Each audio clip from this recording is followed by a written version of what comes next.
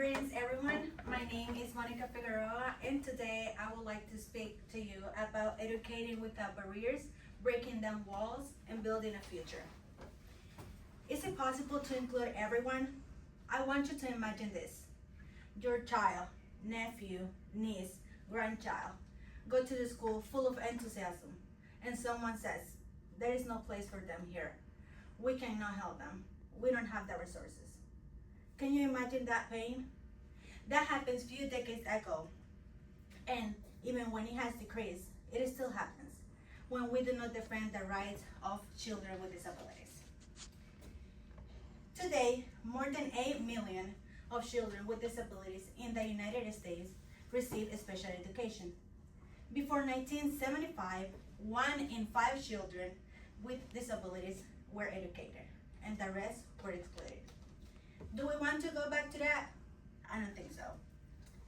If we do not act, those rights can remain on paper, but they need something else, a real commitment. Today, I want us all to be convinced that special education, it is not a privilege, it is a right.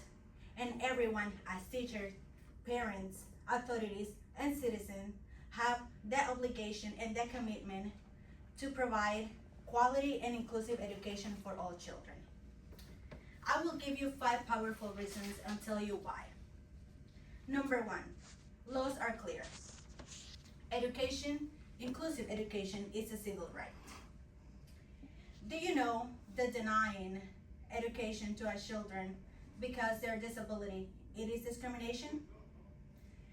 The Section 504 of the Rehabilitation Act of 1973 states that no person may be excluded because of their disabilities in a program that receives federal funds.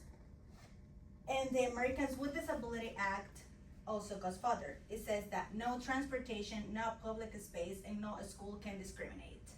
What does this mean? That no school can come and tell you, no, we cannot attend to that. Accommodations are an obligation. Are we actually delivering this in our schools? I want you to think about that. The Individuals with Disabilities Education Act of 2004 changed history. They state that now it's not just necessary for the children to attend the classroom. They must learn and progress. Every child should have an individualized education plan with goals and clear expectations. In addition, they also have to participate in state assessments. So, teachers, let me ask you, are we using evidence-based strategies to accomplish their goals?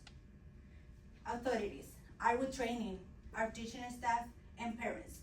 Do you actually review progress reports? Education quality is a right. It is not a luxury. Reason 3. Education changes lives. Do you know that a child with disability receiving early intervention can actually reduce or even eliminate delays? Thanks to Public Law 99-457, services begin at birth. Therapy, family training, and early stimulation. This not only saves cost, it guarantees the child's future. So, think about this. Which is more costly? To intervene early or to try to remedy the abandonment years later? Reason 4. Inclusion benefits everyone. Inclusion not only helps a child with disabilities, it helps all children. Today, 66% of children with disabilities attend regular classrooms 80% of the time. What does this mean? That now, we not only build empathy and cooperation, we also build respect. In addition, the No Child Left Behind in 2015 required evidence-based teaching. When we form inclusive classrooms, we are forming an inclusive society. Reason 5, enforcing these laws helps to build a society and builds justice. Before 1975, millions of children were invisible. Today, thanks to laws like the IDEA, which is the Individuals with Disabilities Education Act, the ADA, those children have name, rights, and a future. But these laws are not enough. They need actions, and they must be applied to be effective. Do we want a more just nation? Everything starts in our school. Everything starts with us. Let us not discriminate everybody. Every child with disability deserves to learn. They deserve to play like the other children, and they deserve to achieve everything they set out to do. Let's imagine a future where no child hears, there is no place for you here. Everything starts with us.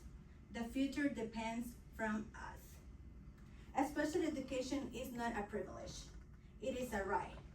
And we all have the power and the duty to make it happen. Together, we can make it possible. Thank you.